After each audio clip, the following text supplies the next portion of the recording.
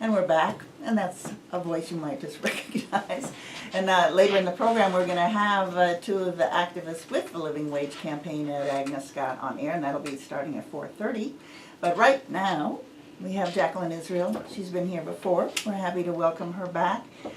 She is with the National Domestic Workers Alliance. They have a chapter here in Atlanta, a very active chapter, and we're going to have a few questions for Jacklyn about what the NDWA does.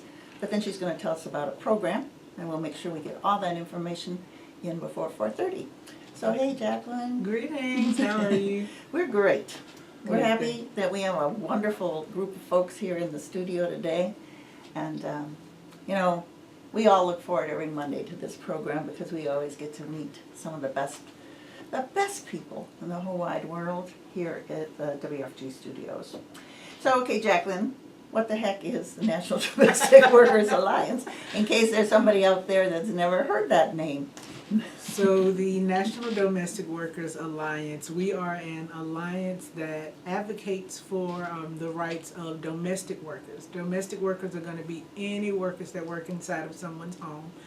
They're classified as nannies or professional child care providers, CNAs, family care workers. Hold it, CNA, what's that? Certified nursing assistants. CNAs or certified nursing assistants are usually working in facilities that take care of people's family members and loved ones as they get into their elder age. Also, family care workers who do their job for absolutely free. Here in the state of Georgia, family care workers are not paid because they feel like that because if it's your family, then you should be able to quit the job that you would usually work to take care of your family, to take care of your family members at no pay. All right, so I know the program that you're going to come talk about is the one honoring Dorothy Bolden. There might be many, many people out there in our audience who actually knew Dorothy or at least have heard of her. But if there's somebody who hasn't, what is the relationship between Dorothy Bolden and the National Domestic Workers Alliance? So the wonderful Dorothy Bolden is from right here in Atlanta, in Vine City. She actually organized over 13,000 domestic workers across the country for rights for domestic workers. So she organized with the National Domestic Worker Union. And so what National Domestic Workers Alliance does is we push forward with the same dream that she has, which is to make sure that domestic workers all over are being treated with dignity and respect and are making at least a living wage, which right now in Atlanta and in the state of Georgia, they're not. Okay, so let me ask a question. I was watching a documentary or a film on Cesar Chavez the other night. And one of the things that was mentioned in the film and that we've mentioned many times here on the air of WRFG is that there was a labor law that was passed in the 30s that guaranteed or allowed or permitted but guaranteed collective bargaining rights for a whole lot of workers. But there were some groups that were kept out of that listing, and domestic workers were one, Yes. and farm workers were another. And so both of those are groups of workers that have always been sort of on the lowest rung of pay and usually are comprised of people, either immigrants or women, and certainly people of color. So could you talk a little bit about that situation that domestic workers are not included in federal wage laws? Yes, as you mentioned, back when they said, hey, okay, what we'll do is we will allow your workers to organize, but under these conditions. Domestic workers are the people that work in our homes cannot organize, and the people that work in our fields cannot organize. So domestic workers and agricultural workers are both jobs that are considered to be rooted in deep systemic racism and sexism. So of course right now domestic workers are not allowed to unionize, which is why we are an alliance. So what we do is we organize workers and make sure that they deal in things such as contracts. So with them not being covered under the labor laws, they are still being able to form a contract on their job, a personal contract with their employer. Could you say, I saw a movie, the Caring Across Generations showed a few weeks ago, and could you say a little about the members of the Domestic Workers Alliance, about the relationships that get established between the workers and the people they care for, and why that relationship is so important, and why it should be supported? Yes, it is a very, very, very important relationship.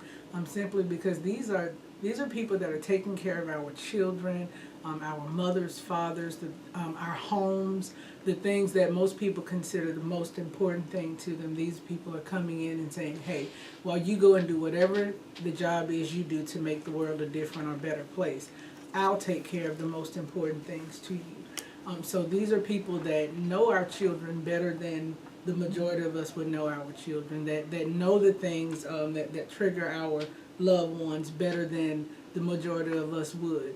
And so just imagine not treating them right. Like these are the people that take care of those people.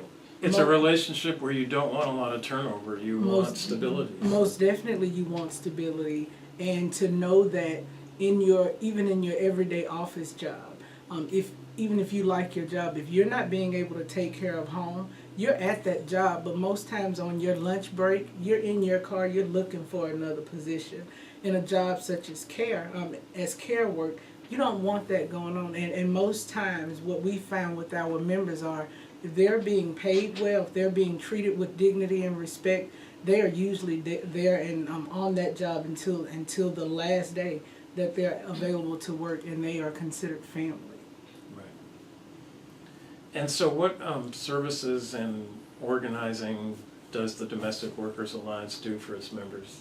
Well, with our members, what we do is, again, we advocate to make sure that they are receiving a living wage. Right now, our members are doing an actual living wage pledge to where they've said that even though $15 an hour will not make them rich, it will at least put them at a place where they're able to live comfortably in the state of Georgia.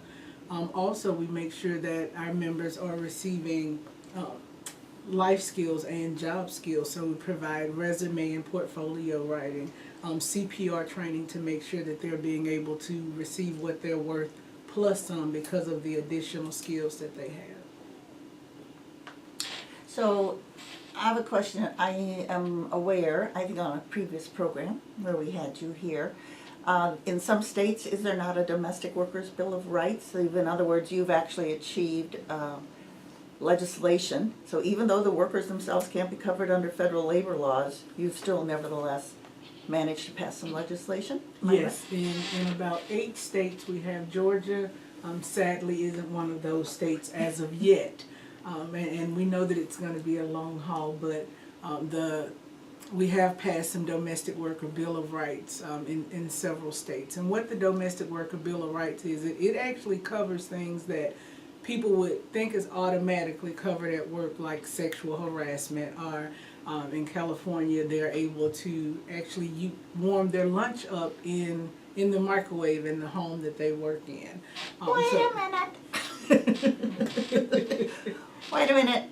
There would be some employers who would say, you're taking care of my children, you're taking care of my parents, you're cleaning my house, but you can't use my microwave? You can't use my microwave. And a lot of them said it because, as you mentioned, Diane, a lot of domestic workers are immigrants, are black or brown people. And so what they would say is, the smell of the food from your country stinks up my house, so we don't want that in. All right now, but I'll bet they go to a restaurant. Yes. I'll bet they're going to restaurants that provide that food. Yes. All right now, go ahead. What else? As I mentioned, a Bill of Rights would make sure that domestic workers are protected from sexual harassment. Because domestic workers are usually in a home, they don't have a human resources department. So usually if something happens, they're usually either keeping it to themselves and just struggling through, or kind of confused and left with nowhere to go to. All right, so we only have a couple of minutes left, so let's talk about this program honoring Dorothy Bolden. What's up? Yes, we are so excited. So again, this is the 50th year anniversary of the National Domestic Workers Union, which Dorothy Bolden organized. As I mentioned, over 13,000 domestic workers across the country. Because we move in her legacy to make sure that domestic workers are being able to organize without the threat of losing their job, to make sure that they are being paid and able to live a comfortable life. We reached out to the Auburn Avenue Research Library because, of course, they have such a deep root in the community, and make sure that the community is well aware and educated on the Black history that took place right here in Atlanta. They were excited. They actually have the archives for Dorothy Bolden. And so what we're doing is a community panel discussion where her family is aware that we're doing it. We will have Celeste Faison, who is the Black organizing director of NDWA. She'll be on the panel. One of our members will be on the panel to talk about the work that our chapter here in Atlanta is doing. And we'll also have a chapter member from North Carolina to be able to sit on and talk about the work that the NDWA members in Carolina are doing as well. All right, so time and date and... It will be held on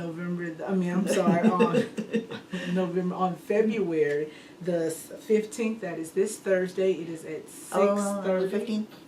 Oh, you're right, the 15th is a Thursday. The 15th, already. which is this Thursday, right? It went so fast. And we are just asking everyone to come out to hear about what we're doing here, but also the history of Dorothy Bolden. All right, so again, so what's the address of the Auburn Avenue Research Library for anybody who doesn't know it, and repeat one more time the time. The Auburn Avenue Research Library is at 101 Auburn Avenue Northeast. That's here in Atlanta, 30303. It will be on Thursday the 15th at 6:30.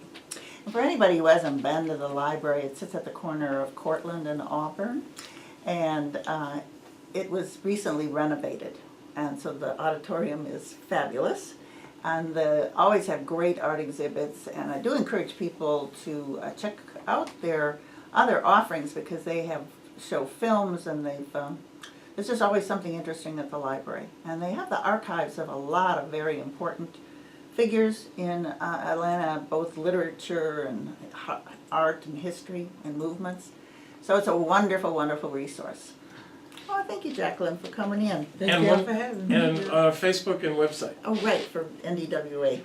For NDWA, the website is nationaldomesticworkersalliance.org, and on Facebook you can find the Atlanta chapter at National Domestic Workers Alliance Atlanta, and We Dream in Black. Thanks a lot, Jacklyn. We appreciate you coming much. Thank you. Thank you, And Jen. I'm sure it's going to be a great program. Because I'm an old person, I was fortunate to know Dorothy Bolden, marched with her on many occasions. People need to know that it was in many ways the domestic workers that made it possible for MARTA to get passed. There's so much history with this woman. It is. Thank you a lot. All right, so we have another message from WRFG, and then we will be back with our two guests from the Agnes Scott Living Wage campaign. And they're also going to have an event coming up, and so there's lots of information about things and places you can go to become engaged in this fight for better wages for all Atlantans, but particularly those that are low wage. So please stay tuned.